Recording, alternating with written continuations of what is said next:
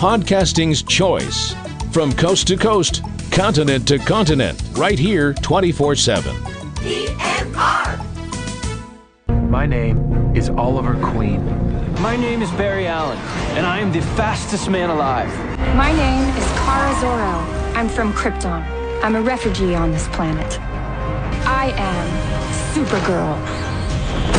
Cavebabble.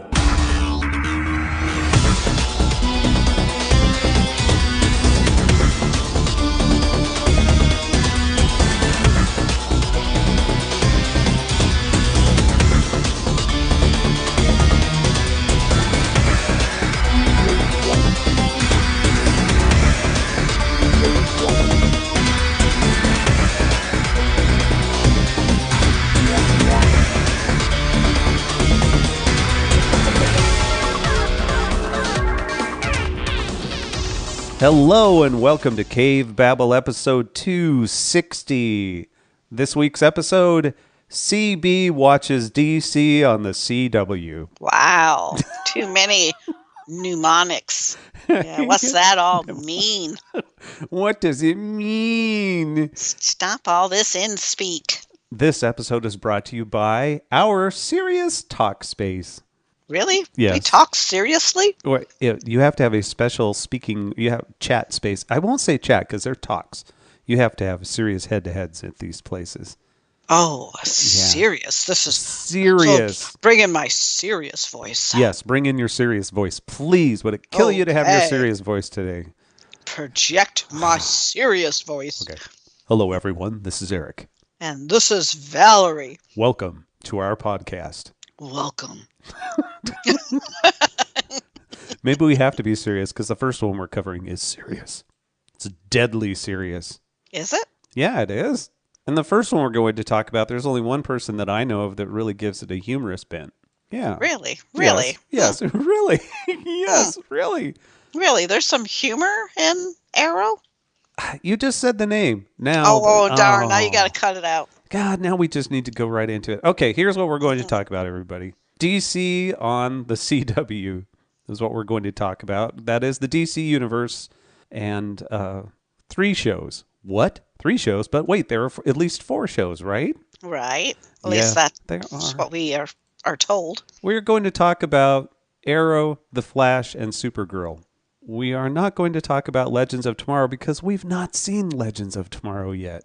No, we've just caught them in some of the crossover shows. Yeah. And if we get a bunch of things wrong today, please don't blame us because all we are doing is chatting about Cavebabble watches these shows, and we don't watch them every week on the CW. Nope. We are watching them on Netflix. We binge watch. We binge watch these seasons, and so we don't know what's going on until almost a year later when they come out on Netflix. So we caught up at the time on Flash, binge watched, and then we said, well, let's start Supergirl. Now, why did we do that instead of catching up on Arrow first? Why did we go straight to Supergirl? Well, let's talk about that. Okay, let's talk about that. That's not our tagline. I didn't say. You can say that phrase by somebody else. It is a normal phrase. You could. No one can. Can't be copyrighted. No one can copyright. Let's talk about. Okay, let us discuss that. There, perfect. Okay, sounds good. So join us, everyone, for a hopefully humorous look at these shows because that's how I see them, as humorous. Yeah, we're entertaining. Yeah. Well, they are entertaining, except this first one is just not very funny. But it is the one that introduced it all to us. What are we talking about? Well, it started back in 2012. Can you believe it's been that long? This show has been around for that many years. That's amazing. That's amazing. And still going strong, I think.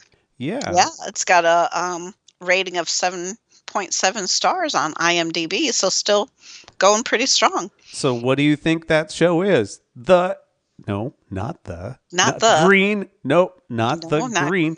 Nope, Arrow. Just plain Arrow. One word. Just plain Arrow. They thought I was back to my old life. They thought wrong.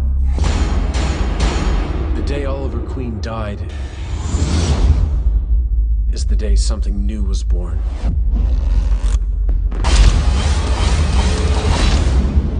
I am Arrow.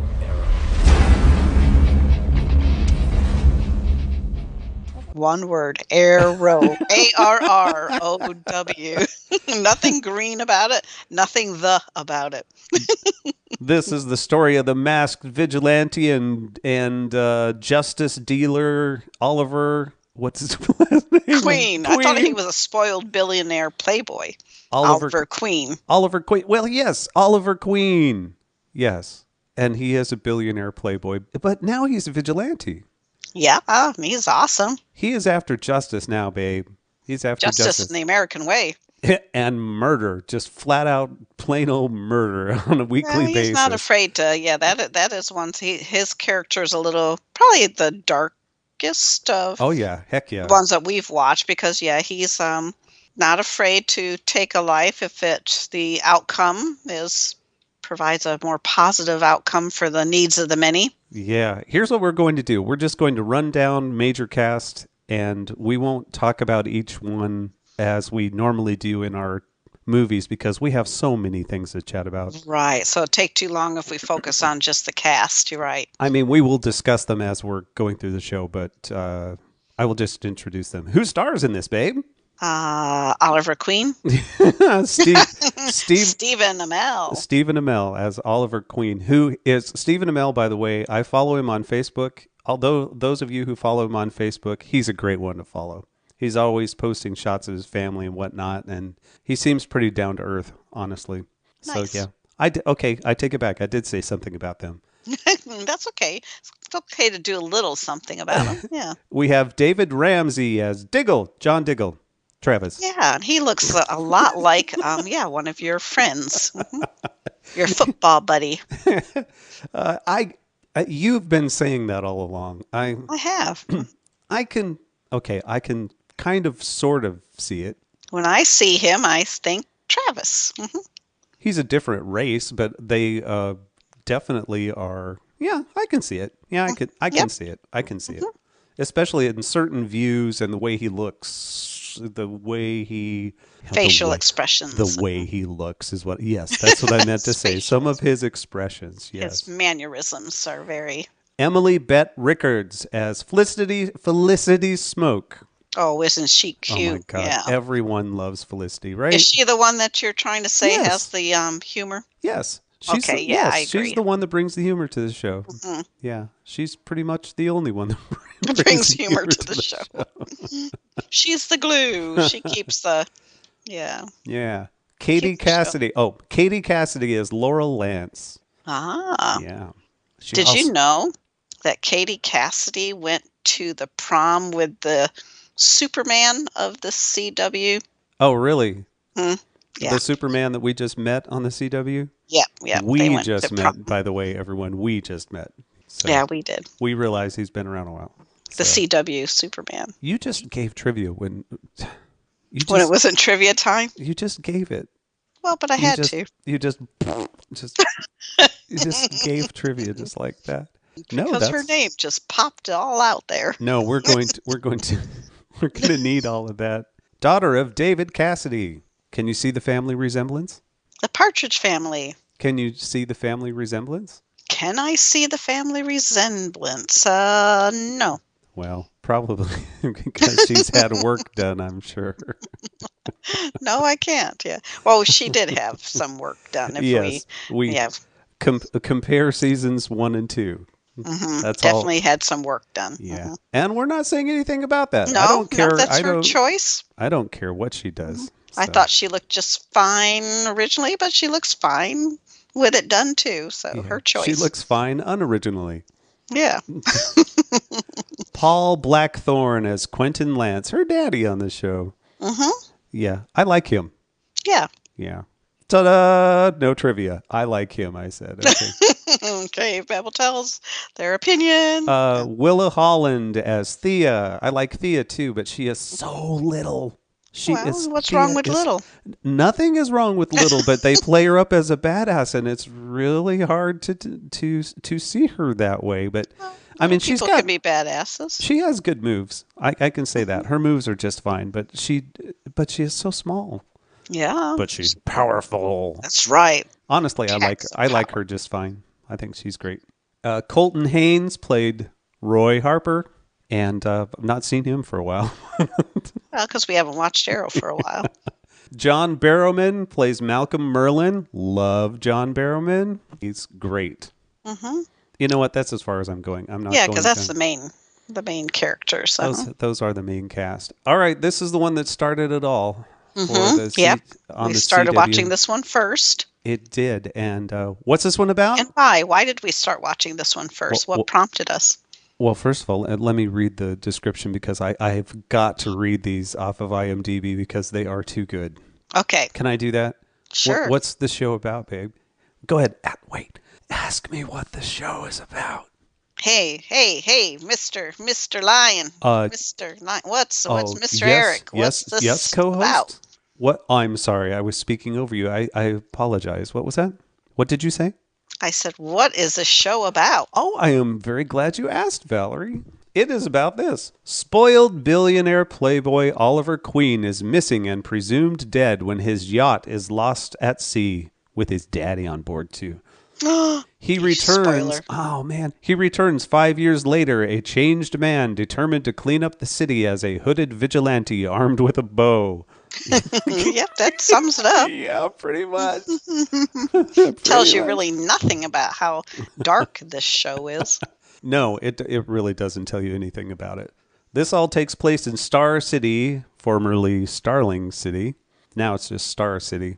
And yeah, it's him cleaning up. He came back and cleaned up started cleaning up the city with like stuff his dad was involved in, and oh my God, it gets so deep and goes all over the place, doesn't it? Yeah, it does. Very much so. Mm-hmm. This is one of those shows that even in that first season, we had all kinds of flashbacks to the island and all of that he was marooned on in that first season even, didn't we? Yeah, we did. We had a bunch of it during that season. And that whole story in the flashbacks, it just gets more convoluted and more convoluted as it goes along until okay, first of all, spoilers on everything that we know anyway. Yeah. Mm-hmm. So if you're listening to this, we are going to spoil these shows, so hopefully you know about them already. But you learn so much. You think that he spent 5 years on this island training, right? But you quickly realize that he went all over the place during that 5 years. He wasn't even on the island for all that time. Mm-hmm. He was all over, babe. I know. Yeah. Mm-hmm. So, and yet you get, of course, that's all put in later, which they couldn't have had all that in mind during that first season, right? You wouldn't think so, because the first season is like, he's just on the island. Then all of a sudden, like you said, he's here and he's there and but they had to add that stuff to tie in to the story, I guess. I don't know. But these are all based on a DC comic book character. Right, exactly, so right. I guess it just depends on how close to the comic series that they were keeping the storyline. And actually, that's probably a good thing to say right up front as well. I never read Green Arrow. I never read The Flash. I'd never read Supergirl. I never read Superman. I didn't read DC, period. I really wasn't a big comic guy growing up. See, same here. I never, was a big comic book reader. Yeah. Right. And so I can't speak about any of that sort of thing, really. I don't know. There are some of the villains I know, some of the heroes I know. And I mean, I'm not completely ignorant about it. I listen to things like the Major Spoilers podcast. That's all about comics. I learned about comics through them and the shows I listen to, other shows I listen to. So for me, I know the basics of things, and I know about the Super Friends, and yeah, right, exactly. I have more Super Friends knowledge than I have from the old cartoon than anything. And mine is more just based on whatever was on, TV. Everybody knew Superman and Batman and Spider-Man, but then you start adding these, other characters and. Mm-hmm. The biggies in the DC universe. I'm not up on. I was always interested in that sort of thing, but I wasn't buying comics. You know, Mom wouldn't have me bringing comics home probably. Right. I don't know if she would have been offended by them, but, you know, I wasn't spending my money on that because I didn't have much to spend on things like that. Right. So, Yeah, we didn't have the cash flow in those days to buy that type of stuff for ourselves. I was too poor We were too for poor. the Green Arrow. We walked uphill both ways to school. Yeah, in the middle of blizzards. Yeah, Mom, why did 10 you do it miles. to me? So anyway. So what are your opinions of this show? I enjoy it. I think Felicity's character, their Oh, she is so interactions. I really like when we were watching this, and I guess it's true for all of them. I think CW builds the characters well. CW jumps into relationships all the time. Yeah. At the yeah. drop of a hat in the middle of the show. They can be in the middle of the most drastic thing ever, and they can still take time out to talk about boyfriends and girlfriends and Right. And I love you, like I hate that. you, I love you, I hate I you. love you, I They hate do you, a lot of back. oh man, I love you, I hate you is big on Arrow, isn't it? Yeah, very much so. It's the biggest of I love you, I hate you.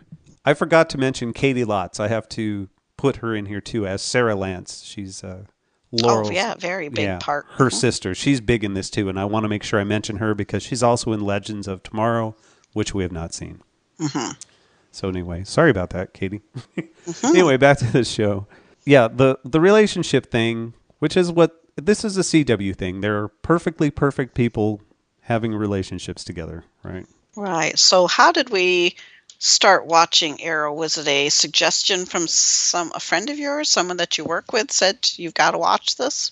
No, I don't. It wasn't a suggestion. It just was on Netflix, and I mean, I knew about the show because of its popularity, I guess, Okay. when it was starting to get popular. And yeah, I don't even remember why we first started doing it, but it didn't take long because it hooks you right off. So Yeah, it does. And so then we pretty much just focused on this one until I think the first crossover was with Flash.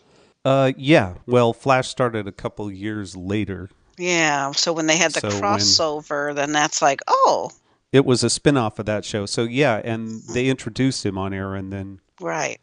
well, him coming to anyway. Star City. These things cross over all the time. So yeah, we got into Arrow first. Okay, now for the most important part of what we're going to do for all of these shows, babe. Okay. CW shows are known for two things: their relationships and their serious talking space. They have a designated place that they go when they have a serious talk. So where is Arrows? Yeah, okay, I have to mention. See now, and in the next show, they actually call it out. As I recall, there was a time in this last season we just watched where they actually call out the serious talking space. All right, for Arrow, I mean, I would have to say for Arrow, it's in the bunker, in his Arrow bunker, right? Uh-huh. And and what I love about Stephen Amell is he has a distinctive acting style, right? Very much so. And his distinctive acting style is to do what I'm doing right now, if you could see me, which is this pause in the middle of his speaking and he slightly lowers his jaw. Do you know what I'm talking about? He does this clenched teeth thing and he lowers his jaw and then he looks up and off to the side. And that gives you a tough look. And it gives you that tough look. And then he delivers, and it's always in the bunker, in the Arrow bunker. That's what I call. I don't know what they call it. I can't remember what they call it because we haven't watched it for a while. The Arrow lair. Yeah, his don't lair. know what it's called. In yeah. the main space. I know it's got a name. Yeah. He always gathers the others around. Okay, they've been working together all this time, right? And they work next to each other all the time. But yet, when it gets serious and they're about to go out somewhere, he always gathers them up. He does the clenched teeth thing. And then he delivers the battle speech. And he gets them all fired up by talking about, it's going to be, he lays it on the line. it's going to be tough. We're going to do this, but we are going to get through this, and we will not give in, and we will take them on no matter what. And then he'll shake that bow, and pop, that bow comes out, and they're suited up and ready to go. And it's like, yeah, let's go. Just once I want him to say, come on, we hear this all the time. And he really is that physically fit, if I'm not mistaken. He can really do that, jumping that pole up and down that rack, right? Yep. Ratcheting up the rack. Yep. Yep. We haven't seen him do that for a while. He does other stuff now, I guess. But I don't know. We haven't caught up on season 4. We're quite far behind on this one because how many seasons are there? Now you got me. I don't. That's looks like there's 8. No. See, this is season 7. Well, then they must be planning an 8th season because it says. No, they're in 2019 is. October. As of October 15th, it was season 7. So. Okay, I'm looking at IMDb. Okay, all right. Yeah. All right. It started in 2012, so it can't possibly. Okay. Episode 8.1. So it must be in 2019. So that's where. There you go. Yeah, this year. This year is season 8. There. So anyway, yes, he is really in that shape. He's amazing and ridiculously good looking. It's not even fair. Really. And I think he and Felicity make a great couple. Yes, they make a very cute couple. And I wonder the same thing that I wonder about all of these stars is, what do their spouses think? Do they care? I don't know. Well, I know they always say, well, they're actors and everything, but I don't know. Maybe some can take it more than others because imagine we'll get to it. There are some divorces that occur. Oh, yeah, there are. Yeah. Stars run around with each other all the time. I'm not saying Steve is doing that. No, he seems very dedicated. He loves his family. He's always posting shots with kids, and at least not that we're being shared with us. That's right. So we love him. Doesn't matter. Their personal life should be their personal life. I like the relationship between him and Diggle. I think that actually that actor, I wouldn't mind seeing him in a lot of other things. I think he's great. Yeah, he's a strong actor. Yeah, he's strong, and I like the. Oh, see, now I'm introducing someone else. The person who plays his wife, who's the. That's true because she does have a supportive staff, the wife and his child, in one version. Yeah, I'm not going to go back to it. Yeah. One version. Oh my God, we could talk about that. We can talk about things like that. How they jump all over. How they change their timelines on a snap of your fingers. This is all multiverse stuff, and they go to different Earths, including a Nazi one, and there are all kinds of a Nazi one where he being Arrow is the leader of the Nazi group. Right. Yeah. So I guess interjecting that, so Arrow and the Flash are in the same. On the same Earth, correct? Yes, correct. Yes, they are on the same Earth. Supergirl is not. Supergirl is not. She's on a different Earth, Yeah. Which we just found out because Flash arrived there on her Earth. But we also knew that she was from a different Earth by watching Flash. Oh, yeah, right, exactly. Well, see, and I don't know what we're seeing them out of order. When we see her on crossovers on Flash, that was after she had debuted on her own. I don't know who crossed over first. He must have crossed over first because that was the first time she met him. Right. Right? So that had to have been the first time that they got together was when he crossed over to her world. Correct. So I don't know. It gets all confusing. It does. It's really not that confusing, but it is. It's weird if you're just listening to it now and you haven't watched the shows. It sounds strange. And you got to not focus on it as what I've realized. Just enjoy each. You can enjoy each show of each of these series as standalone shows. Though some of they do build, like it seems like each season starts out, introduces the bad guy, builds and builds and builds until the bad guy's been dealt with at the end of the season. And in between, they interject other bad guys that they fight, well, so that you don't deal with the big bad villain too soon, so it lasts the whole season. Would you agree that that's kind of what all of these do? Yeah. Now, we don't know about Legends of Tomorrow but I presume it's probably the same style. And from the crossovers that we've watched and seen those in Legends of Tomorrow, we're going to like that show too. It's going to be a good one for us to watch as well. Yeah, I think so. I don't know. We're suckers for this stuff, I guess. Just sign us up for the CW, babe. We just love these CW shows. But we'll only watch it when it's available for streaming. We won't pay extra for it. No, I'm not going to do that. So... well, luckily, Legends of Tomorrow is streaming as well, so we can watch that. There we go. Oh, man, we're going to do that next. But we have so much Supergirl left to watch. Yeah, we've got a lot of Supergirl because we are just now starting season 2, right? Yep, just starting season 2. Arrow's villains are harsher than all of the other series. Yeah, it's a serious. Arrow is a serious... Yeah, it's serious, and the villains, boy, they really get you to hate them. Boy, do they ever! I mean, I'm thinking especially like Damien Dark. For some reason, he just was. Oh yeah, I hated that man so much. Played his part well. Yeah, he played it very well. So if you like very bad villains, if you like very bad villains and wonderful heroes that are slightly dark, I just like how Felicity is super bothered by his murderous ways on one week, and then the next week she's well, I think that's okay. She's always trying to make him a better person, but my God, the body count with Arrow is ridiculous.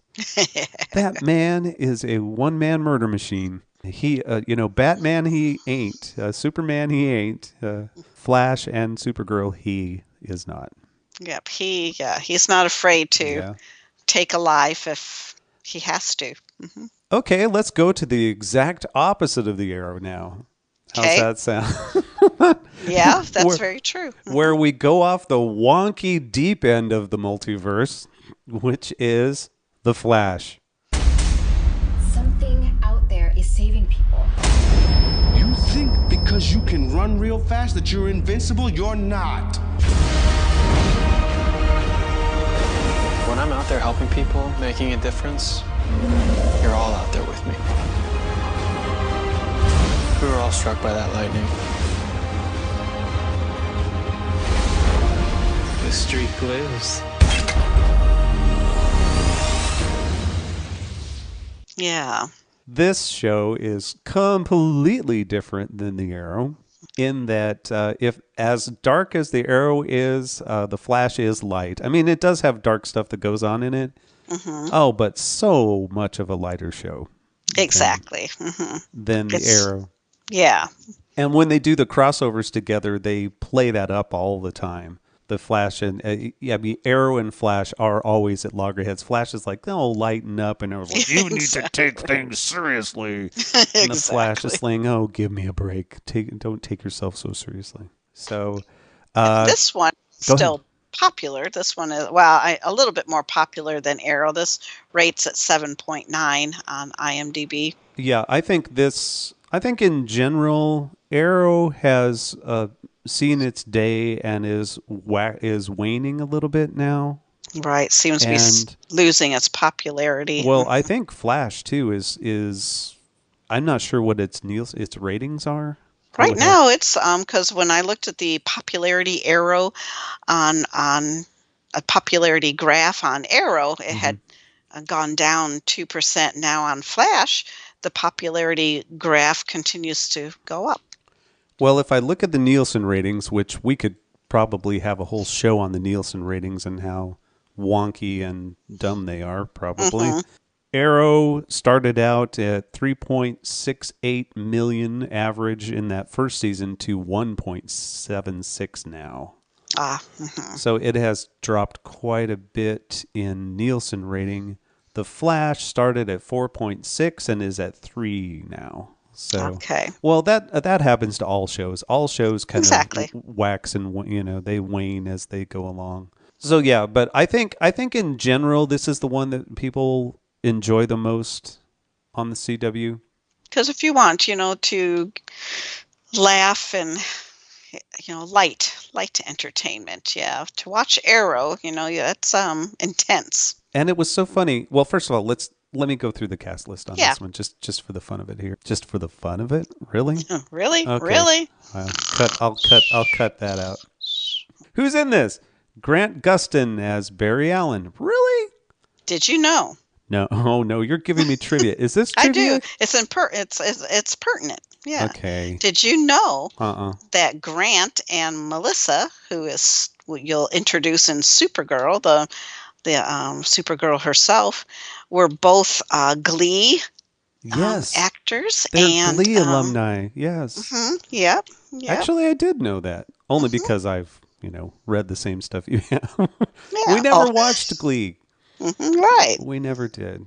They sing, and hence why we had that one. Remember when we watched that one crossover and we thought, what in the world are they doing? It was a musical? Yeah, that's because they are Glee. Yeah, that's because they are Glee, and all the other main actors and actresses of these series are also excellent singers, as we saw. Right. And we'll get to one of them that we really like that sings, who was in Rent. Yeah. Okay, can I continue on? Yes, please do. Okay. We have Candace Patton as Iris West, Mrs. Barry Allen. Mrs. They Barry- got Oh, you blew married. Mrs. Barry Allen, eventually, you think so? Eventually they did. Man, it took them long enough. Oh, CW, you just leading us on. We have Danielle. Oh, that's easy for me to say. Danielle Panabaker. Is that how you say her name? I guess that's right. Danielle Panabaker as Caitlin Snow. Love Caitlin. Yeah, she's a very deep character. Here is my only problem with Caitlin. And it's not a problem. It's not her fault. She reminds me of what I would imagine a younger version of a coworker look like. Oh, so you find it distracting because Yes. she reminds you of a coworker. Yes. Okay. Yes. Very, very much so. And it is very distracting, and I can't see her the same way again. So if anybody That at would work, be hard. If anybody at work listens to this show, who might that be? She doesn't work there anymore, and it's not because she was fired. She retired. So there you go. There's your clue. And so, yes, tell Eric who you think that is. Yep. And you will probably get it right away. Just look at her. Just look at Caitlin, and then make up your own mind. Think of someone who's retired, and Think of someone you know, and yeah, and tell Eric that's who she reminds me of. who your guess is, and maybe you'll win something. Oh my God, we went on about that for as long as trivia, didn't we? We have Carlos Valdez as Cisco Ramon. I have to say, he's my favorite character. Isn't he fantastic? Yeah. He's the character that names all of the villains, and of course he names them the one. He gives them their actual comic names, which are completely ridiculous. The Flash is always been way out there, and so he gives them the names that you know from the comics, and they're all pretty dumb. Honestly, yeah. They're all pretty dumb. But of course they are all excited about the names. It's his one job. Darn it, let him do it. That's right. We have Tom Cavanaugh as Dr. Harry Wells / who knows. I won't give away any other things, but love him too. All the versions of him. All the versions of him. Yeah, I especially love when they brought what did they call it? The Council of Wells. Yeah, the Council of the Wells or something. Oh my God. Yeah. The multiverse is fun. It can be very fun. And in this case, it's a meeting of all kinds of different versions of Wells. And I think the Flash is what surrounds the multiverse the most.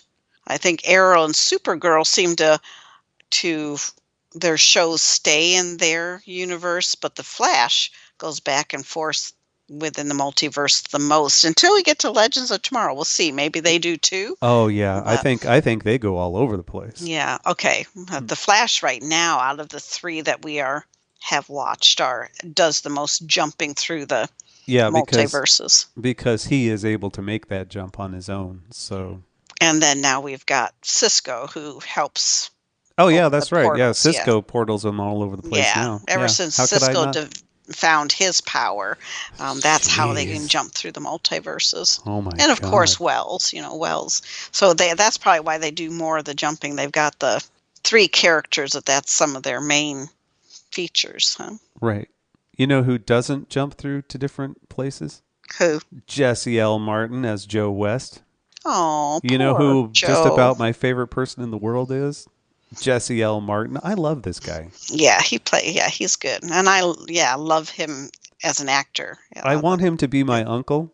Yeah, the roles that he plays he does very well. I like him as an actor. Yeah, he's one of those guys that I just hope that in real life that he is just as cool as he is on the shows, because I absolutely love him on this show.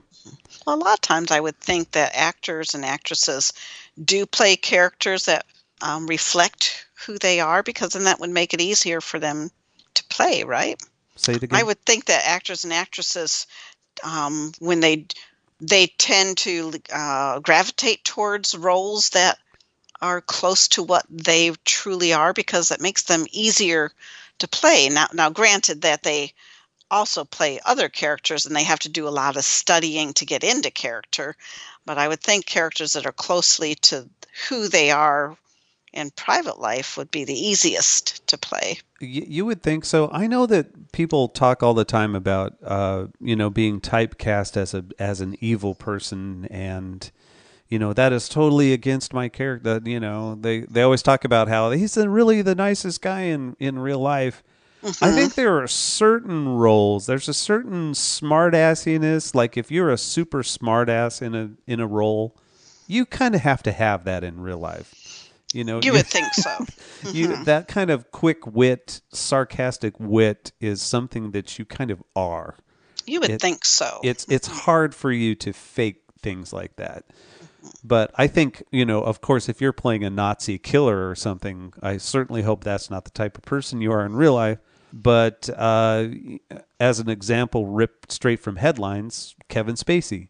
Kevin Spacey had a certain edge to him in the movies that kind of has shown up in real life.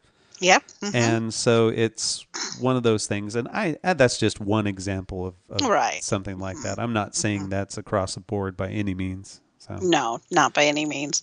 But what we skipped is, Mr. Lion, can you tell me what this series is all about? Not until I introduce. Oh, we're done. We got to finish with the cast. Not until I introduced Wally West. I have to do the rest of the West. Oh, I thought Joe West was the last. Okay. No, I have to do the other two. Well, one new West and one old West. Oh, that's true. Okay, go ahead. Wally West is played by, is that Keenan? Is it Keenan? How do you say that name? Oh, you better have the computer correct you. Keenan. Oh, Lonsdale. I am so sorry, dude. I like him too. He's nice, and he helps out the Flash a lot too. Wally tends to be. He's not on this show very much, and as you can see by the number of episodes he's in, he's only been in 44 episodes compared to Grant's 116 episodes. Right. So he does they introduce him, you just start to get to know him, and then he's gone again. So I haven't developed quite the same rapport, allegiance to him. Yeah. I mean, he didn't show up until season 2. Yeah, so he wasn't even true. in the first season. I think not that I remember anyway. Right. No, he wasn't in. Yeah, he didn't start till 2015. Mm-hmm. So, but you're right, and we have noticed that suddenly he's just dropped out and back. And so I don't even know the story behind that. So maybe we'll have to do a follow up sometime. Yeah, when we reach the point where we know those sorts of things. Mm-hmm. And the last of the, soon-to-be West family, because she just married him, Danielle Nicolette as Cecile Horton. Yeah, she's And- a sweetie. And yeah. teeny tiny. She cut tiny her woman. head, top of her head comes to the bottom of his chest. Yes, it really does. And they put her in those super high heels too, all the time, and she's still itty bitty. So I'm just curious how tall she actually is. As a family of shorties, I don't see that as a bad thing. I'm interested. When I see other short people, I'm always interested. Yeah. Okay.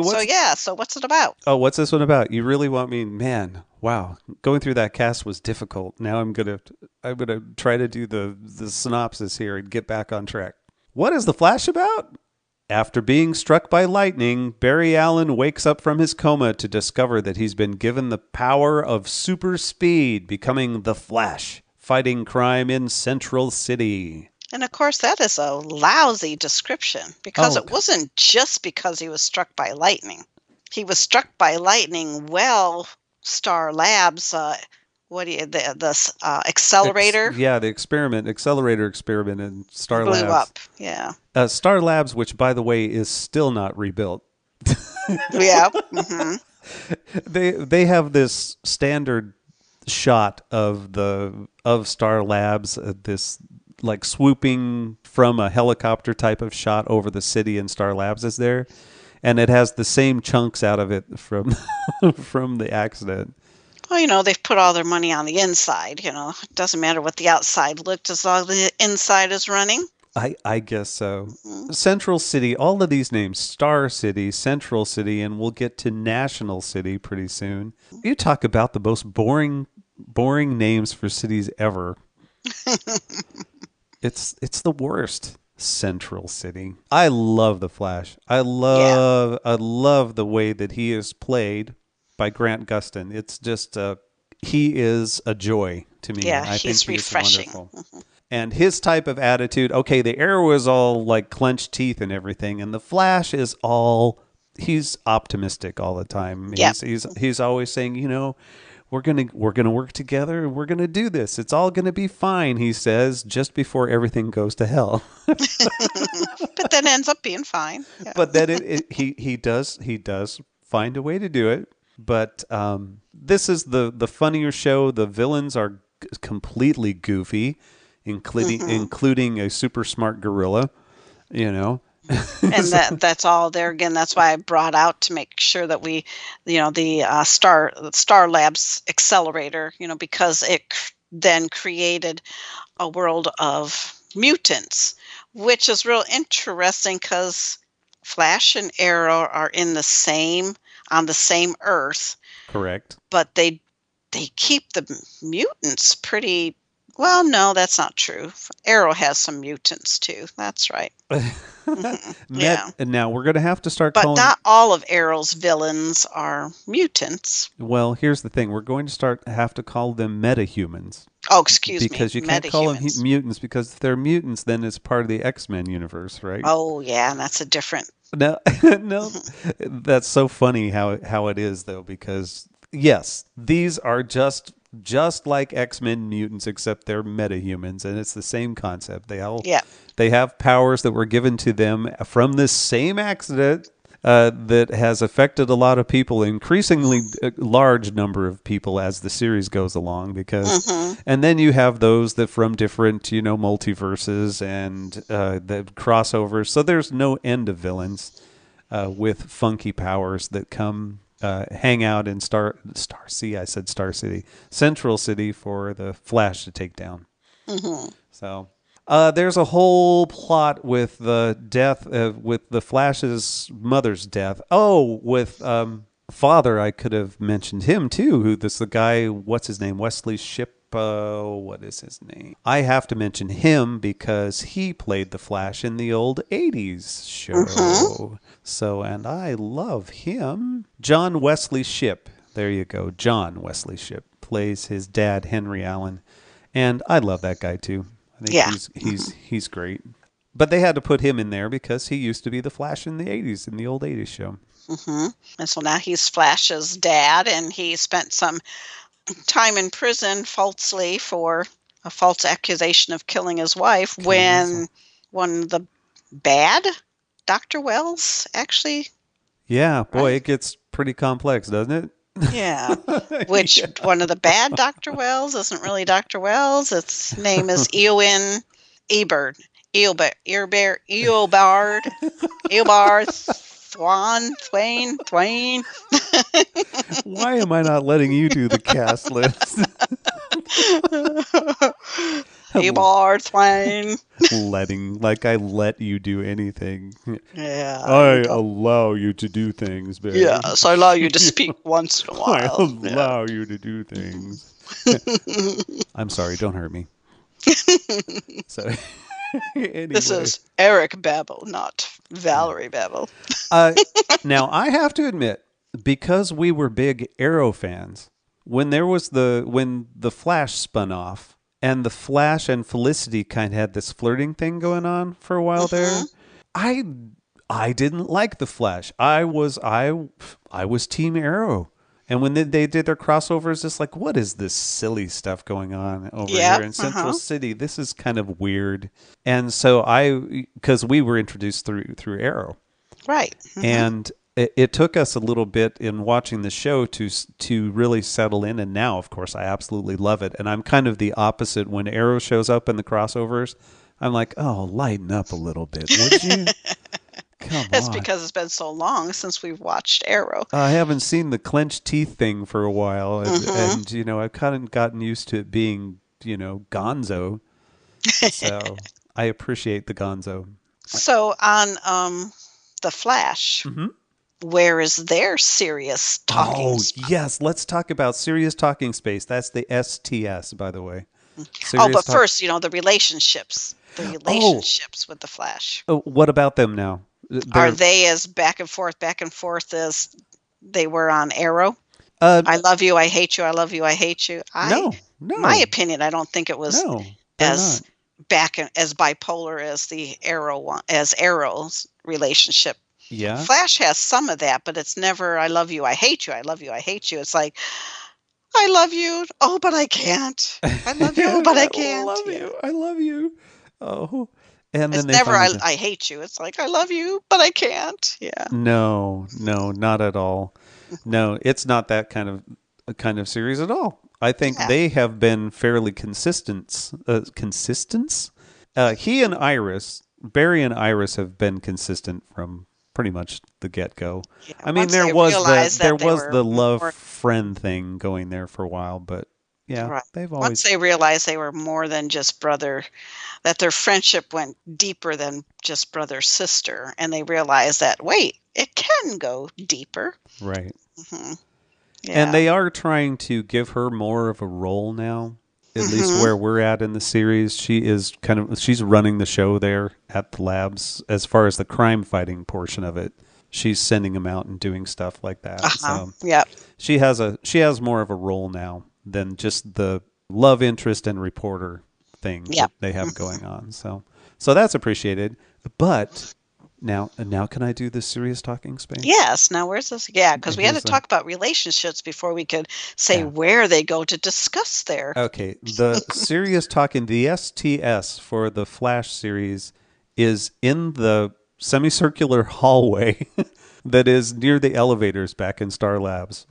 They have this specific corridor that they always leave the central hub where the lab is, and they go back into that area, and then they speak with each other in loud voices as if no one can hear them.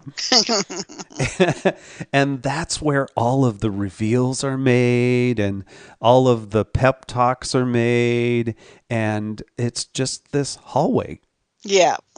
It's kind of the oddest place ever to have that kind of thing going on. It might as well be a broom closet. You might as well, would you step into the broom? Which they do have a broom closet. They do? Well, that's what I call his little sanctum sanctorum thing that he goes into, that has his little Flash space that he goes into that has the computer. Gillian? Yeah, that place. Yeah. Thank you for providing what I didn't remember. Gillian. Yeah. Yeah. So, but yeah, that's where they go for their serious talks. Their AI, artificial intelligence. See, now I will say that the serious talks with the Arrow with the clenched teeth thing. Now, the serious talks with the Flash has the earnest eyes thing. Mm-hmm. He does this thing where he slightly squints his eyes and he lowers his head and looks up at you with these eyes. And he gets very serious and turns his head slightly to the side and speaks like this with kind of a half smile on it, not really a smile. Intense. Yeah. Intense. That's his intense look. And it's totally different than the clenched teeth thing. It's more of a not quite sure of myself. And he does that a lot. He's like, I don't know how to save this city. I've got to take it all on myself, and I want to trust others, but I've got to take it on myself. And yeah, he's always doubting things. Mm-hmm. And whereas Arrow is all strength and weapons and I cannot show weakness in front of people. Whereas the Flash is not and not saying, and the Arrow is also intelligence, but Flash is all about tech and intelligence and outwitting the villain, not necessarily brute strength and weapons and fighting. I mean, there is fighting, but it's a different type of fighting than what Arrow does. Like I said, Flash, I don't know if he ever kills, but I know he rarely kills, right? He doesn't kill. Yeah, okay. He doesn't kill. Tries not to. Right. That's his thing, is he's not a killer. And that's the biggest beef between him and Arrow, is that is the biggest thing between them. Mm-hmm. I think the difference now, when the Flash works with his teams, it's like he is working with the strengths of his team as friends type of thing, whereas the Arrow is putting the right tool in the right place. Mm-hmm. And I think that's the difference. It's like everything becomes all business with the Arrow. It's like he's very loyal to his friends, and he'll sacrifice himself for them. But it's like, you're a tool, here's your spot, let's go and get it done. And the Flash is like, I believe in you guys. And, it's like more of the team type of thing. Right. But I think part of that is like Arrow runs his lair. Felicity helps and does a lot of the surveillance. And she talks him down all the time is what she's mostly doing. But in Flash's world, he's not the leader. When it wasn't Iris, it was Dr. Caitlin? Wells. Well, No, Dr. West. Wells was. Mm-hmm. Yeah, Dr. West and Caitlin. And Caitlin's the physician. Yeah. Right. But so the difference there, whereas Flash is truly a team member and not necessarily the leader. Right. Arrow was the leader. But he also soaks up the hero worship more.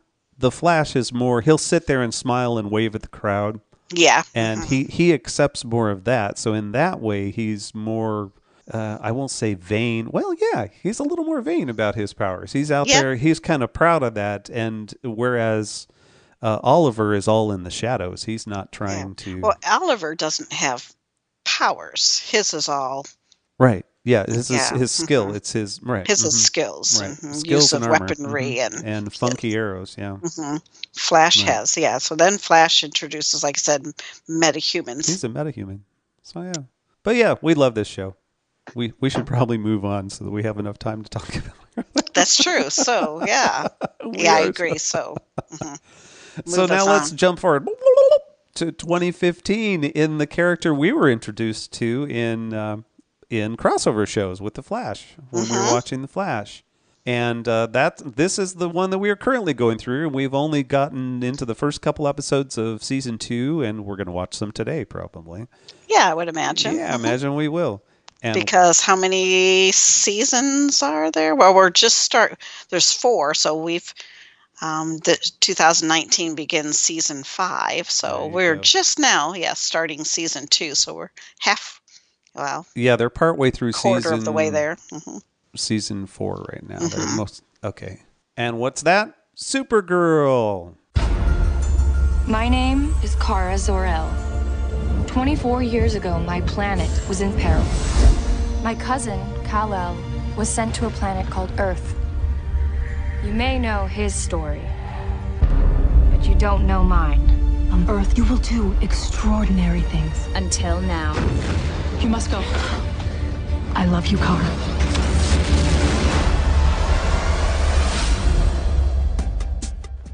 Supergirl.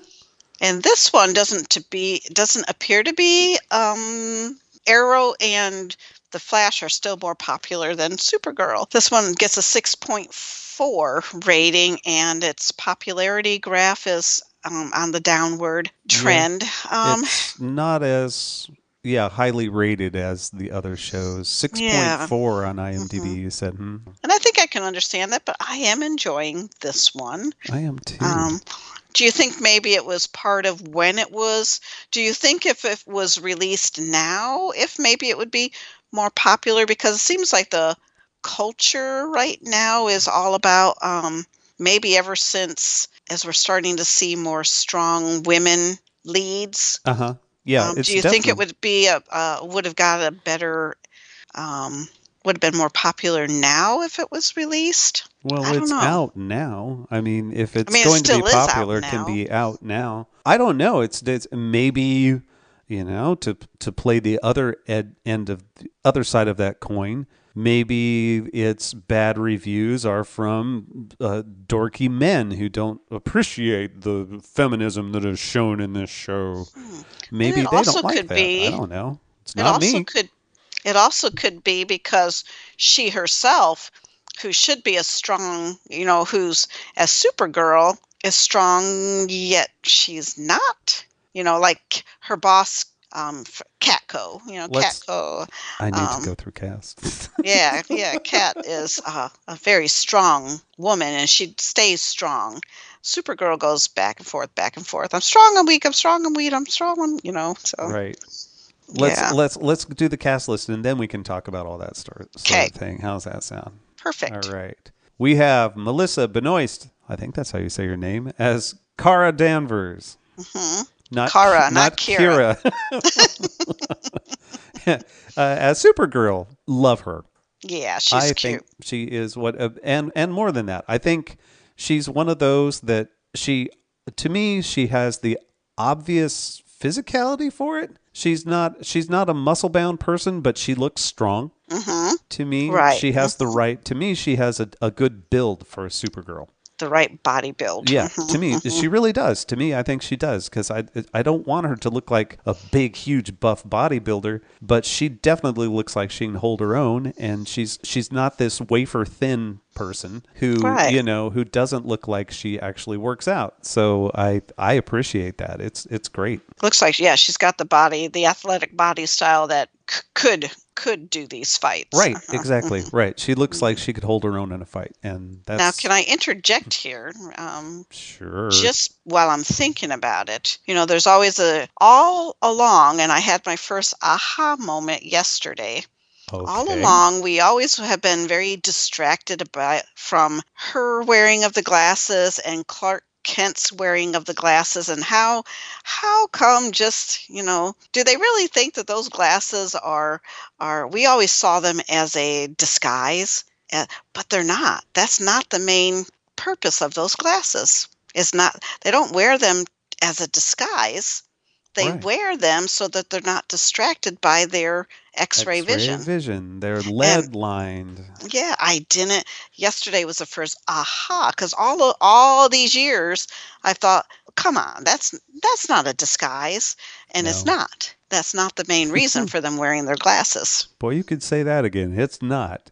It's one of the dumbest things in the whole super universe, honestly. Well, and that's why it was aha. That's why it's like, it's ridiculous. Well, okay, they're not a disguise. No. That's not the intent of them. Well, there you go. The more you know. See? Okay. Now you can enjoy it with the relief as they're not a disguise. Oh man, how do you say this dude's name? Is it Makad Brooks? Oh, how do you say his name? I don't James know. Olsen. I love him. He's great. He's built. I'd date him. Wait. He's very kind and consistent and This is the CW version of Jimmy Olsen. Look at this. James. I prefer James. And I can I like understand him. why. I do too. He's got it's a great, Yeah, he has a good look and intelligent, very compassionate. Oh, he just has it all. He does. He's an all around. Well, apparently we should double date him then. Not a bad idea. Yeah. Oh, Mr. Brooks would be appalled. We have Chyler Lee or Lay as Alex Danvers, her sister, her Earth sister. Anyway, her foster sister, step sister. Not really step sister because there's not biologically. No, there's no biology between them. Adopted but sister. It doesn't matter because they're sisters. Damn it. Yeah, they are. They developed a very typical sister. This actress gets teary-eyed, I think, about every single show. She gets intense teary-eyed in nearly every single episode. Because she cares. She's very intense, babe. Very intense. We have David Harewood. I assume that's how you say his name. I haven't listened to any of these names, so I hope it's just David. I think it's just Harewood as John Jones. Jones, babe. Yeah, he very good. He has the teeniest eyes. He has because he has a squinty look already, and his forehead is in constant crease. It's very rarely uncreased, and he's always got his eyes when he smiles and when he's almost squinting all the time. Well, maybe they make him act without his glasses on. Maybe he really wears glasses, and yeah. Well, you know why he wears those glasses? Like they're lined with lead, babe. We have Jeremy Jordan. Love him too. Yeah. As Win Shot is his last name. Win. I guess I don't think of their last names except for Jimmy. Yeah, love him too. I mean, I'm just going to say that all the way down this. Cast because, yeah. Callista Flockhart as Kat Grant. We will speak. I'm going to speak a little bit at length about her in just a little bit. Okay. Because who else? Who else should I? Who are the main ones I'm missing here? I think you've hit all the. Okay. Her mom, because her mom's important. Her adopted mom is important. Oh, yeah, and that's Helen Slater plays her mom. And just like in Flash, Helen Slater played Supergirl in that horrible Supergirl movie from ages ago. Wow, was there ever a time when I had a thing for Helen Slater? There was a time. Oh, what was the name of the show? Billie Jean, The Legend of Billie Jean? What is the name of that movie? There was a time back in the 80s when, oh my goodness. So, yeah. What you trying to say, Willis? Well, I was that same age at that time, and yeah, she made an impression on me. I was her age. It wasn't creepy. I'm just saying was. I mean, you put an emphasis on was. Well, because that's when I had the crush on her. Oh, okay. No, I have no problem with her now. She's just fine. She's older like the rest of us. I don't have a problem. I don't have any problem with her. She's just fine. So, yeah, I'd had a thing about her at one time.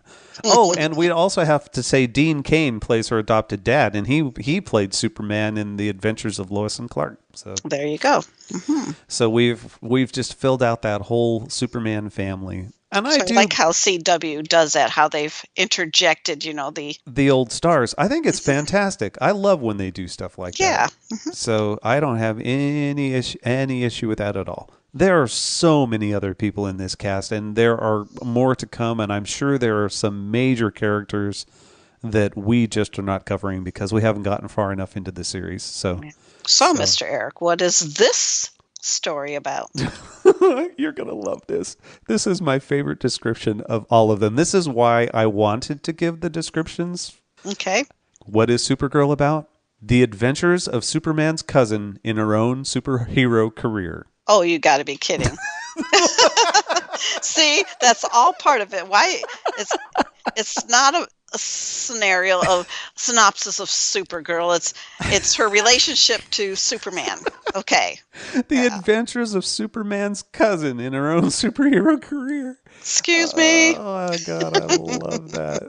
Yeah, which is why I'm having trouble here with season 2, where they have now brought in Superman. It's like, okay, you can go away now. Yeah, we don't need him. No, go away. Go away. This is Supergirl's show. See, and here I think you are jumping right into the problem with this series. And I say problem, I don't have a problem with it at all. But I think this is probably why you have that rating wibble wobble. Maybe. She is too feminist for one side, and she's not feminist enough for the other side. She's okay. She's somewhere in between. It's like, is she strong or does she need help?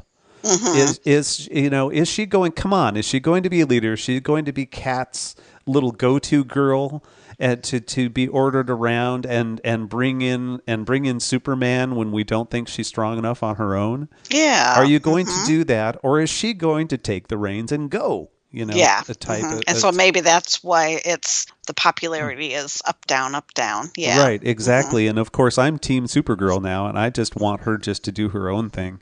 Right. And not worry about that other stuff. And they are starting to make that change with her in the office now. So I will be interested to see where that all goes. Because there are so many moments where they do make a few points about, like when Kat gets the award for the most powerful woman in National City, and she's like, no, the most powerful person in that city. Person. It's like, you don't have to put woman or man behind it. I'm just the most powerful person. And so they make a point of making, in my opinion, good points on things like that. So, but that's the kind of thing that turns the people that I don't really care what their opinion is, but that turns them off. And then you have the other side where she's just not quite strong enough. Right. The series is trying to do, because this also is the first superhero television drama that features a transgender superhero played by a transgender actor. So they are starting to, introduce that. Yeah. And I will be very interested to see where it goes in that regard. I think the 3 main characters, or 4, I guess you have to put Sister in there too, because but the 3 at the office, the 3 main ones at the office, Kara, James, and Wynn. Those 3 together are great. I love that. I love that little trio of them. I think that's good, and I hope that they don't lose that. Right. I like that they have the smaller layer. They have their own. But I think I don't know if we are going to lose that, because at the beginning of season 2, DOE has now recruited Wynn. Right, yeah, he's going to work for them now. So he's going to be working at the big layer. So I hope he continues to work at what I call this mini layer. That's just the 3 of them, Yeah. Their change of locations. I don't know what I think about these things. They do it all the time between seasons of series. They upgrade things, or if they have more money or less money or whatever, they have to make changes. I don't know. I don't like the new building so far. Yeah, this one all of a sudden is like, and Supergirl says, "What? This has been here all along?" It goes from. I'm sorry. Go ahead. Goes from basement to beautiful windows. Right, and it's still weird because it goes through that big tall glass. It goes down some stairs into an area that kind of looks like the old one. Yeah, that's true. What the heck? It's weird. I like their bunker better. Their bunker room was more. I think just because we were used to it. There again, people don't like change. Normally, yeah. Okay, now let's talk a little bit about Callista Flockhart and Kat. Let's talk about Kat. Okay. I absolutely love her character. And here I also absolutely hate her character. And I think that is the perfect balance for her. They are humanizing her slowly, but she is never going to lose that edge, and I love that. I love the fact that they are going to. She can be just a capital bitch. And I imagine you have to be at the top of your game in media. Exactly. It's such a cutthroat. The real world and the fantasy worlds on television are filled with hard-ass men bosses that we don't have any issue with, other than saying, "Yep, he's a hard-ass. He's a good one to have on our team." When women do that, oh, the reaction's totally different, isn't it? Yeah. So I appreciate it. I hope she never loses that edge, because I just get a kick out of her when she goes off on, when she drops the names of celebrities and, dishes dirt on people. Yeah, I loved when Jean Jones. Body shifted to play Kara and had to go up against head-to-head with Cat. Oh, that was hilarious. Yeah, by the way, he's Martian Manhunter. If you didn't know already, that's who that guy is. If anyone out there doesn't know who Jean Jones is. Great character. But anyway, that was hilarious. Because he says, "Oh, don't worry about me. I can handle this." It's like he didn't know. She ate him up, didn't she? Yes, she did. It almost lost Kara her job. Oh, but to me, it is absolutely, completely, utterly ridiculous that this woman, who is so intelligent, is so hard-ass, does not know that is Supergirl. Give me a break. Yeah. She figured it out in the first season, and then they did the shape-shifting thing so Jean Jones could show up as Supergirl. And from then on, she hasn't even blinked an eye and thought anything different. Though, like you said, I think deep down, because she is so intelligent, she knows. You think so? She knows, and she's just not. She's just playing the game. Well, there was that whole part where she denounced her because she dropped her off the side of the building. Well, that is true. That is true. Yeah. Anyway. Yeah. Anyway. But this one, relationships. Okay, relationships. So this one is more akin to Flash, but yet not. Because this one, the relationships are not "I love you, I hate you, I love you, I hate you." And it's not "I love you, but oh, I can't." This is "I love everybody." So because I love everybody, I can't choose one. Well, in her case, maybe it seems like everyone else is like the round robin tournament of loving people. Yeah. What the hell is going on there? Yeah. Yeah. In the case of James, in the case of James, who has, we didn't introduce the other. She's actually key to it. Lane is her last name because she's Lucy. Yeah, Lucy Lane. Yeah, Lucy. Because she's Lois Lane's sister. Okay, yeah. So the Jenna Dewan plays Lucy Lane. Yeah, her character. I don't know what to think about her. I like her now, but man, I love to hate her for a while there too. Didn't he? Yeah. She went back and forth. Anyway, James and her, they had this on again, off again, and then with Kara and on and again, off again. But my God, they just turned it off like a light with them, didn't they? Not her character, but with Supergirl and James. What the hell happened there? Yeah. Just all of a sudden, at the beginning of season 2, it's like I can't. Kissy, and then I can sense something's up. And when they hadn't even spoken. Yeah. Exactly. And yeah, they she's ended that quick. Oh, yeah, you're right. So in that regard, I just, give me a break. I didn't like, that was dumb. That was just dumb. It was just time to write out the romance between those two. So they just scrubbed it in one set of dialogue, and I was like, oh, come on. Yeah, relationships aren't boring. Well, I guess sometimes they're killed in a single word. Yeah, I mean, I've seen relationships end in a careless phrase thrown out. But there are far more tears in this show, and there are far more relationship issues in this show. So is that because it's a more female audience? Good question. And is that an issue? Is that one of the issues that women have with it is, oh, come on, you don't have to do all that. And this one is in a different, like I said, on a different Earth than the other two. Yep. So the villains that we're seeing most of the time are related to Krypton. Kryptonian hmm prison that also crashed to Earth at the same time she arrived to Earth. Right. But not all some of the other villains also have almost metahuman powers. They're metas. They're just like the yeah. metas. As a matter of fact, they seem to skew right into the Flash portion of the universe type of that kind of character. To a point, but they try to explain out these powers like Livewire was struck by lightning through Supergirl. So Supergirl jump-started Livewire's powers. The one Banshee, hers is quote, curse from her forefathers, so right. they try to explain out the...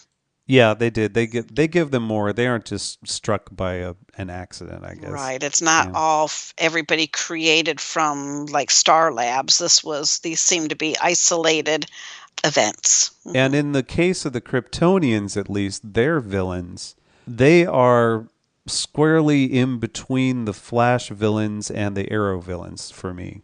They're more serious. They're far more serious than the Flash ones.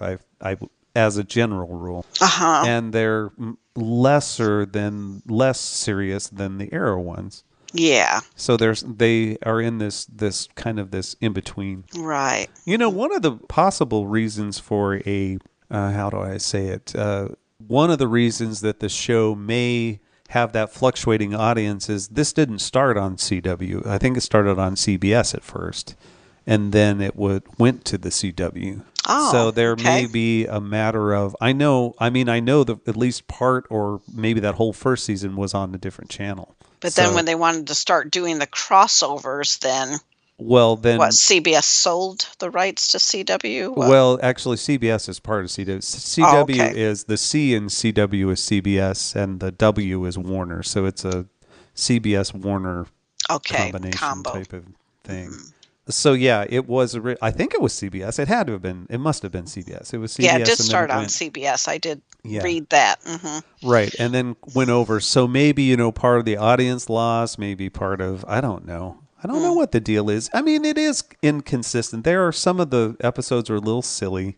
Some of the dialogue is a little silly. Yeah, it can't quite find itself. Right. It's not as strong like the Flash and Arrow were. And I swear this character seems to vacillate. Every other scene in the first season, she has takeout or a latte or something. Well, they do explain how she and Wynn even joked on this last episode we saw about, she's got to be starving. I haven't seen you eat anything in the last 25 minutes. Right, she's always eating. And she explains, coming from Krypton, she explained to her and Superman, have a little chat about, I'm so hungry all the time. I've got to eat this many calories to... Right.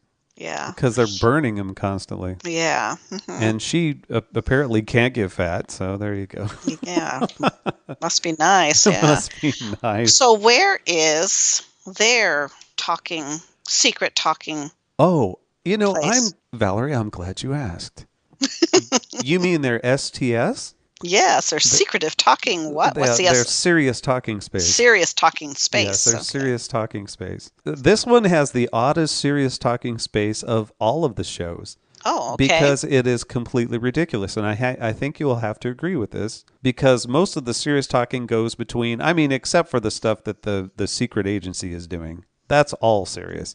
But our three main leads at the office, they speak directly in front of Kat's office. In that space. See, now I'm surprised. Between. Okay, you go ahead and explain. Yeah. They say so many things. I give it that space. I know where you're going, I think, but I'll let you give that one too. But I have to give it to this one because it drives me insane. They say so many things directly in front of Kat's office. And her door is always open. Her door is always open. It is never closed, I swear. It is every now and then, but it's almost always open, and it's glass. Everything is glass. So not only if it's closed, she can see the three of them out there discussing things. And they talk about the craziest alien stuff and about her being Supergirl and everything right in the middle of the office. Yeah, and there aren't even cubicles to separate the desks. This is a wide open space where there's even other office workers within the same space. So you don't think they take it to their partially furbished area that's just drywall, patched drywall? Well, I don't think that's so much the serious discussion area. I think that's more that's their lair. Right. That is their get things done area. That's where Wynn is always hacking something and they're doing. But you're right, they do meet there. I think it just drives me crazy that they talk about it in front. That's why I give it the special designation. Well, and then the other serious talking space, I guess, is what I would call Kat's serious talking space, where that all takes out on her balcony. Yeah, right, exactly. Or balconies in general, are big here. She's always talking. Kat takes, when Kat's going to have a serious, but also actually showing some side of her compassion. When she's not the cold, clipped businesswoman, she goes out to the balcony. It's their Beauty and the Beast space.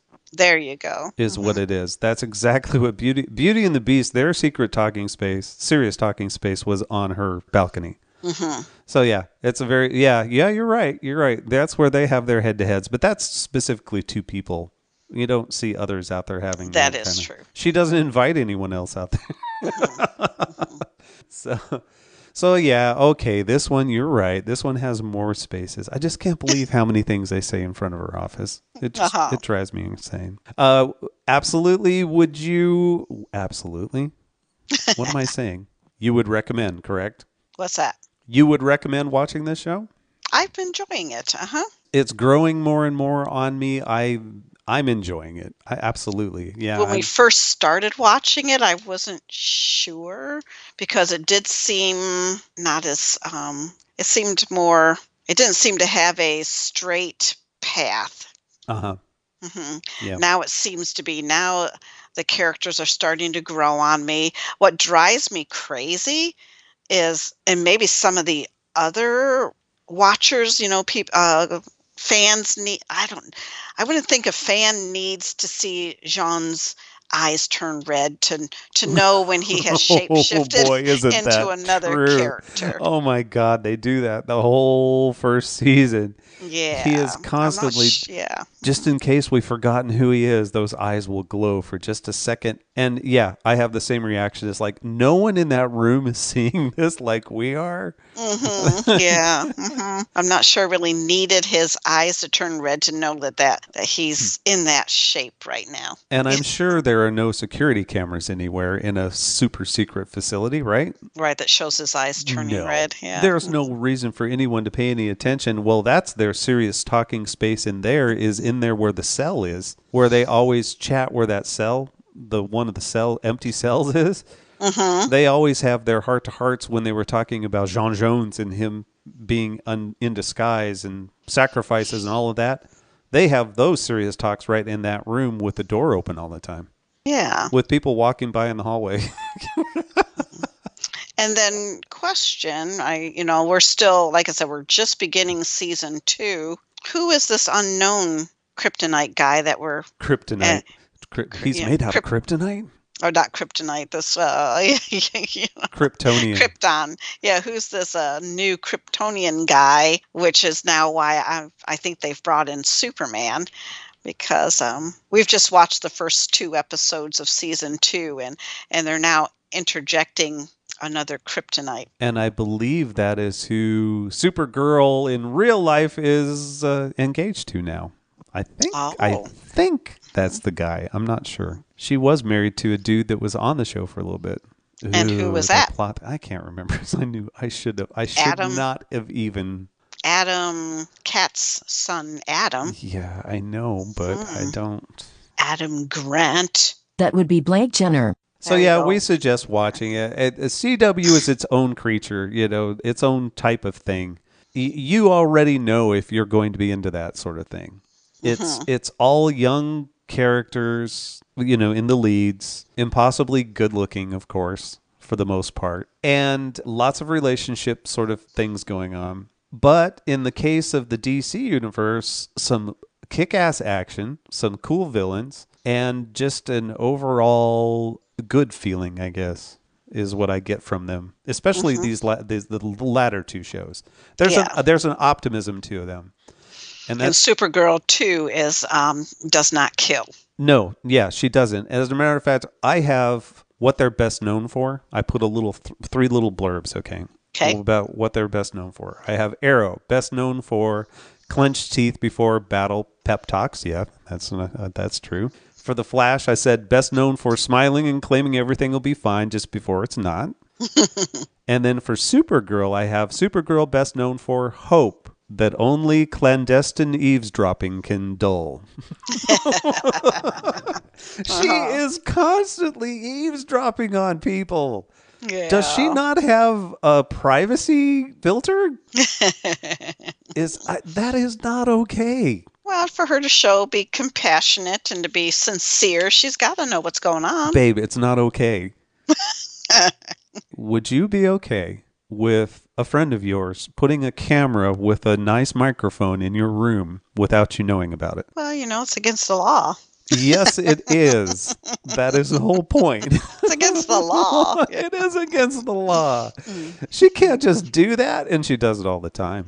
Though I'm trying these days to if I try to do the if I can't say anything nice, don't say anything at all. Right. So, it's like I'm trying to live more that way. I think having super hearing would be a horrible curse. Oh gosh, yeah. Mm-hmm. Don't you agree? Because most people just lay it all out there, and then you can't take it back. But if she hears somebody just laying it all out there when they really don't mean it, well, you can't take it back. And I think they did a great job. Okay, when she was under the effects of something, she became the worst parts of herself, right? Mm-hmm. Yeah, that's true. She became absolutely horrible. And when that was over and she's trying to make things right with people, they did what they should have done, which was having them tell her there's some truth there or else it wouldn't have come out. Yep. And that's the kind of stuff that everybody has in their head at one time or another, and you really don't mean it. I mean, you don't mean to be that kind of person. No, everyone has those things inside them that we filter. Right. And, you're not going to say those things because they do hurt. And you don't really truly believe that 100%, but there is that 10% belief. Right. And I think the best bosses, I think the best supervisors are the ones that realize that sort of thing is going to go on and you let it go on. Mm-hmm. You want to be able to walk out. You want to say, okay, I'm going to walk out of the room and go over here so that you can talk about me, so to speak, You want people to be able to blow off steam and say, why did she do this? Or why did he do that type of thing? Because the alternate is that you come down harder on people and you make it miserable. That's the way you let people vent that sort of thing. Yes. If there's not harm being done, you just people have to be able to vent. Right. And then they vent and they say, oh, this is horrible. And then after they've had a chance to talk, it's like, okay, it wasn't that bad after all. Mm-hmm. Right. I want people to be able to say things. I know that, everybody's not going to love you all the time, and they're going to say things about you. Man, it's like, oh, there goes Eric doing that again. Right. Mm-hmm. And that's cool. You just have to realize that sort of thing goes on and that it most likely doesn't go any deeper than that unless you could hear it from across the room, and then you would take it totally personally. But that's, I guess, one thing she doesn't.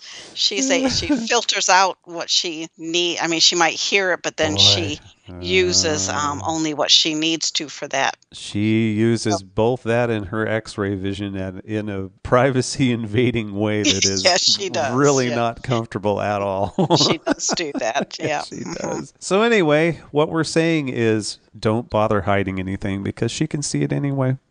And don't bother saying anything because she already knows. So like I said, I think we are enjoying all three of these, Arrow, The Flash, Supergirl. We're going to finish watching all of Supergirl, then we need to go back and catch up on Arrow first, or are we going to go then to Legends of Tomorrow? I think we'll go straight to Legends of Tomorrow because we will have more crossovers coming up, I'm sure.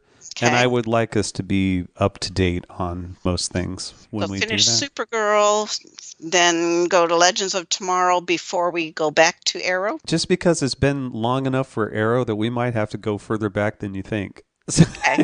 Sounds because I don't know. Yeah. I don't know. We can decide that. We already have had some things spoiled because of crossovers. We've had Legends of Tomorrow things spoiled for us in a couple cases. So yeah, I think we've gotten up to at least season 5 on Arrow, so we're not too far behind on Arrow. We need to catch up. Yeah, we're all caught up on Flash for right now. From what we can stream. We are caught up in what we can stream. He's deep into the next season now. Yeah, that is true. We know that we didn't cover anything of any depth for those of you who know these shows. But those are our thoughts and our experiences in watching them. If you'd like to share your experience. If you would like to share your experiences with these shows with us, you may do so, cavebabble@gmail.com, or head on over to cavebabble.com, see a list of our shows and what's going on our blog. You may also join our Facebook group. We would really appreciate that. Search for Cavebabble Podcast and ask to join, and we will accept you. You may subscribe on iTunes. We would appreciate that. Search for Cavebabble Podcast and subscribe that way. The PNR Networks, which is what we are part of, the group that we're a part of, T.C. Kirkham and Kim Brown from Subject Cinema fame and a billion other podcasts. PNR has a brand new site. Go ahead and check it out, PNR Networks, and check out the new site. I'm sure T.C. would appreciate that. PNRnetworks.com. We also have a Patreon, believe it or not. I say believe it or not. In their case, it makes sense. I don't know if it makes sense in ours.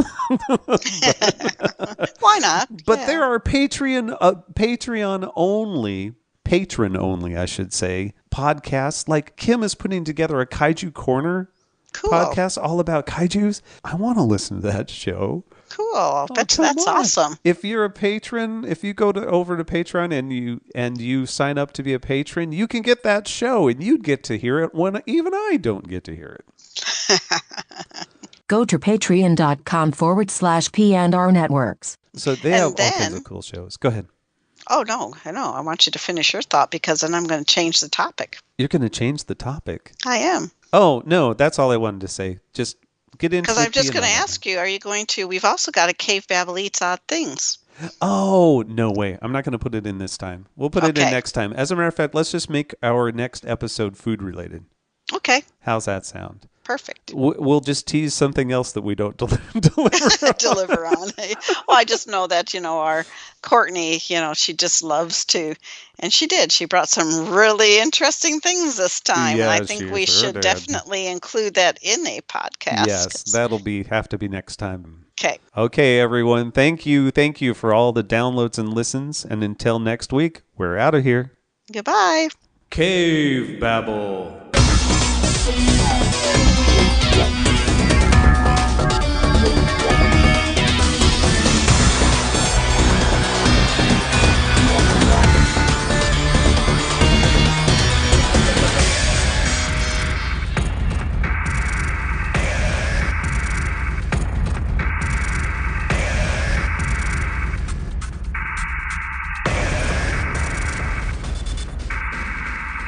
We're metahumans. You know we are. Spoiler alert. We're metahumans. Yeah. What's your secret power? What's my secret power? I'm watching you right now. Ooh, X-ray vision. All right. Bye-bye. Goodbye. Podcasting's choice. From coast to coast, continent to continent, right here 24/7.